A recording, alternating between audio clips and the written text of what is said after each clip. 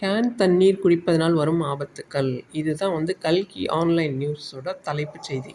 இந்த செய்தியை விலாவாரியாக படிக்கிறது நீங்கள் கூகுள் சர்ச் பண்ணி அந்த நியூஸை படிக்கலாம். இது மாதிரி ஏற்கனவே ஒரு வீடியோ இதே மாதிரி பத்திரிகை செய்தியை பேஸ் பண்ண இதே கேன் அலர்ட் தான் வந்து கொடுத்துருக்கோம். இது ஒரு ரிமைண்டர்னு எடுத்துக்கலாம்.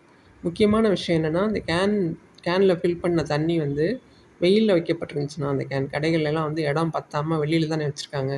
வெயிலில் படும்போது என்ன ஆகும்னா, அந்த பிளாஸ்டிக் உருகி அது வந்து தண்ணியில் கலந்துரும். அந்த ரசாயனம்லாம் கலந்ததுக்கப்புறமா அதை நம்ம குடிக்கும்போது ஏற்படுறது புற்றுநோய். அது தவிர எக்கச்சக்கமான உடல் உபாதைகள், நோய்கள் வந்து வர வாய்ப்பு இருக்குது. அதனால் எந்த கடையில் நிழல்ல வச்சுருக்காங்களோ அதை பார்த்து வாங்கி குடிக்கிறது கொஞ்சம் சேஃப்.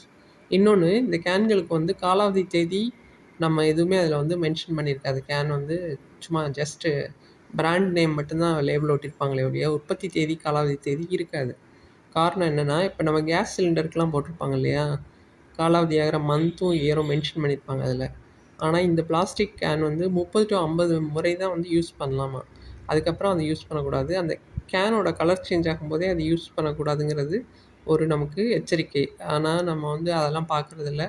எவ்வளோ அழுக்கான பழைய கேனில் தண்ணி கொடுத்தாலும், வெயிலே வச்சுருந்தாலும் அதெல்லாம் பார்க்காம தான் வாங்கிட்டு வந்து குடிச்சிட்ருக்கோம். பட் இது எவ்வளோ டேஞ்சர் அப்படின்னு இந்த நியூஸ் சொல்லுது.